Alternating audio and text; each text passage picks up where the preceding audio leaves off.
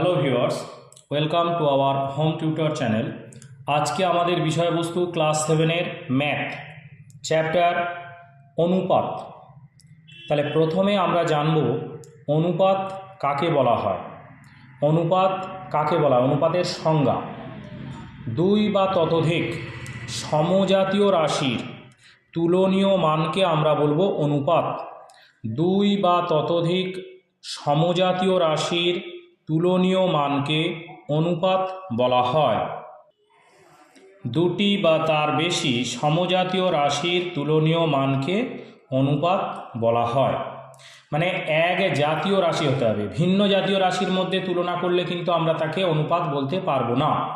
যেমন অনুপাতে যদি আমরা দেখি একটা উদাহরণ, ধরা যাক এটা একটা উদাহরণ, একজনের বয়স মানে দু ভাইয়ের বয়সের অনুপাত 5:3।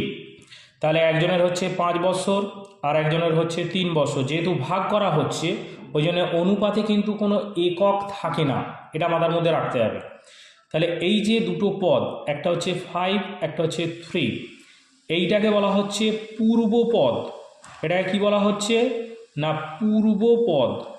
আর এইটাকে বলা হচ্ছে উত্তরপদ। তাহলে অনুপাতে যে দুটো পদ থাকে, একটাকে বলা হচ্ছে, প্রথমেরটাকে পূর্বপদ, দ্বিতীয়টাকে বলা হচ্ছে উত্তরপদ। এইবার আমরা জানবো যে অনুপাতের যে ভাগ, অনুপাতকে কটা ভাগে ভাগ করা যায় না, অনুপাতকে হচ্ছে 3টে ভাগে ভাগ করা যায়। এক হচ্ছে গুরু অনুপাত, 2 হচ্ছে লঘু অনুপাত, 3 হচ্ছে সাম্যানুপাত। গুরু অনুপাত কাকে বলা হবে না, পূর্বপদটা উত্তর পদের থেকে যদি বেশি হয়, অর্থাৎ যে অনুপাতের মানটা 1 অপেক্ষা বেশি, তাকে বলা হয় গুরু অনুপাত।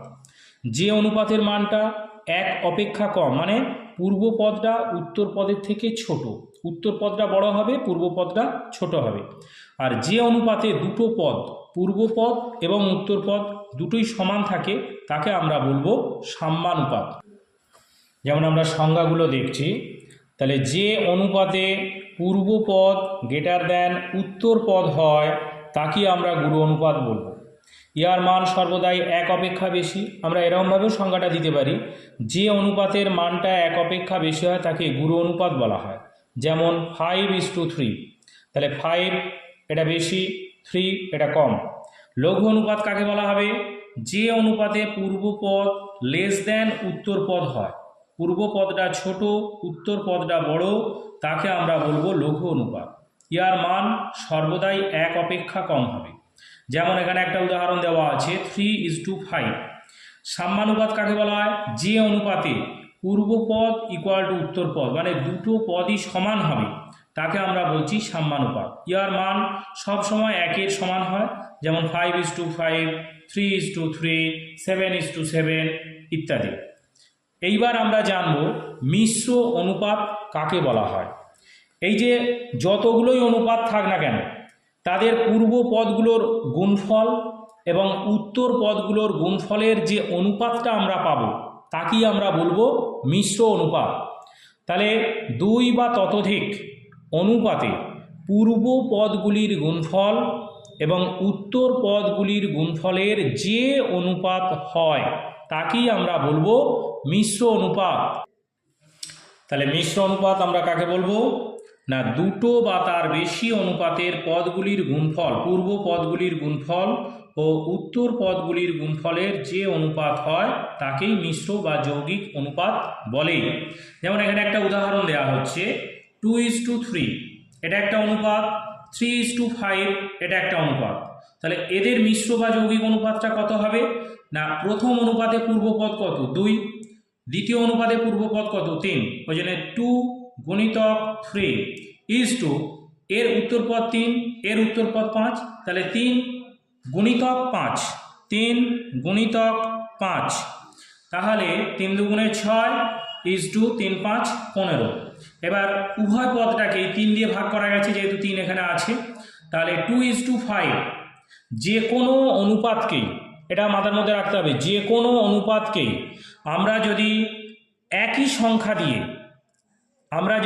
সংখ্যা দিয়ে গুণ বা ভাগ করি, সেই অনুপাতের মানটা কিন্তু একই থাকবে, সেটা পূর্বপদ আর উত্তরপদ যদি যে কোনো অনুপাতে পূর্বপদ উত্তরপদকে সমান সংখ্যা দিয়ে যদি গুণ বা ভাগ করা হয় তাহলে তার মানটা সর্বদাই অপরিবর্তিত থাকে। সেই জন্য এখানে আমরা যেটা করেছি কাটাকুটি করবার পরে 2:5 এটাই হলো এই দুটো অনুপাতে মিশ্র অনুপাত। এইবার আমরা জানব ব্যস্ত অনুপাত কাকে বলা হয়। ব্যস্ত অনুপাত কি না, যে কোনো অনুপাতের পূর্বপদ এবং উত্তরপদ পরস্পর যদি স্থান বিনিময় করে তাহলে আমরা যে অনুপাতটা পাবো তাকেই আমরা বলবো ব্যস্ত। তাহলে আমরা জানলাম পরস্পর অনুপাতের পূর্বপদ এবং উত্তরপদ পরস্পর স্থান বিনিময় করলে যে অনুপাত পাওয়া যায় তাকে প্রথম অনুপাতের ব্যস্তানুপাত বলা হয়। যেমন 2:3 এই অনুপাতের ব্যস্তানুপাতটা কত হবে, খালি উল্টে দেওয়া 3:2। যে কোনো অনুপাত দেওয়া থাকলে তার পূর্বপদ এবং উত্তরপদ পরস্পর চেঞ্জ করে দিলে আমরা যে অনুপাতটা পাবো তাকেই আমরা বলবো যে ব্যস্তানুপাত, প্রথম অনুপাতের ব্যস্তানুপাত। এইবার আমরা কিছু কিছু অ্যাপ্লিকেশান দেখব, এই অঙ্কগুলো আমরা জানবো কিভাবে হচ্ছে। এবার আমরা সরাসরি অ্যাপ্লিকেশানে চলে আসছি। এখানে একটা অঙ্ক দেওয়া আছে, একটি সমকোণী সমদ্বিবাহু ত্রিভুজের কোণগুলির অনুপাত কত। তাহলে প্রথম আমাকে জানতে হবে সমকোণী সমদ্বিবাহু ত্রিভুজ, মোটামুটি একটা ছবি আঁকার চেষ্টা করছি। তাহলে এই কোণটা সমকোণ হবে এবং সমকোণ সংলগ্ন বাহু দুইটি পরস্পর সমান হবে। এই কোণটা হচ্ছে সমকোণ, তাহলে এটা 90 ডিগ্রি। এই বাহুটা সমান মানে এ বি সি, তাহলে এ বি বাহু ইকুয়াল টু বিসি বাহু, তাহলে এই কোণ দুটোও সমান হবে। আমরা জানি একটা ত্রিভুজে তিনটে কোণের মোট সমষ্টি কত না 180 ডিগ্রি। একটা ত্রিভুজের তিনটে কোণের সমষ্টি কত 180 ডিগ্রি। তাহলে একটা কোণ যদি 90 ডিগ্রি হয় তাহলে এই দুটো কোণের মোট সমষ্টি 90, তাহলে 90কে দুভাগ করলে কত হবে না এটা হচ্ছে 45 ডিগ্রি, এটা হচ্ছে 45 ডিগ্রি।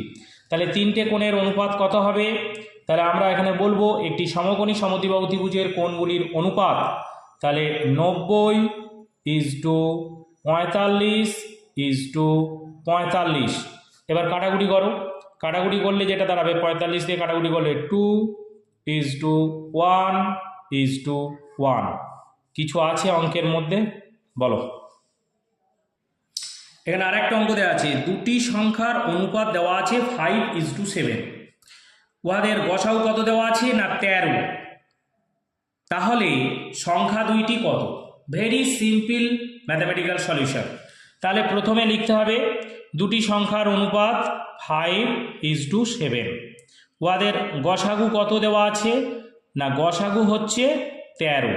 আমরা এখানে লিখব অতএব প্রথম সংখ্যাটি, প্রথম সংখ্যা তাহলে কত হবে 5×13 সমান কত হবে 5×13=65। তাহলে অনুরূপে দ্বিতীয় সংখ্যাটি কত হবে, তাহলে দ্বিতীয় সংখ্যা হচ্ছে 7×13, সেটা হবে 7×13=91। তাহলে সংখ্যা দুটি কত হলো, একটি হবে 65 আর একটি হবে 91। এদের যেহেতু গসাগু গরিষ্ঠ সাধারণ গুণনীয়ক, যেহেতু দুটো পদেই থাকবে পূর্বপদ এবং উত্তরপদ, তাহলে পূর্বপদ আর উত্তরপদের দুটো সংখ্যা সেম, তাহলে ভাগ করলে আমরা পেয়ে যাব অনুপাতটা 5:7। তাহলে দুটো সংখ্যার অনুপাত যদি 5:7 থাকে, তাদের গসাগু যদি 13 হয়, তাহলে প্রথম সংখ্যা বার করতে গেলে প্রথম যে অনুপাতের পদ ইন্টু গসাগু, এটা হচ্ছে 5×13 সমান কত হলো 65। দ্বিতীয় সংখ্যাটা কত হবে, দ্বিতীয় পদটা কত 7, তাহলে 7×13=91। এটা মনে রাখতে হবে, ঠিক আছে।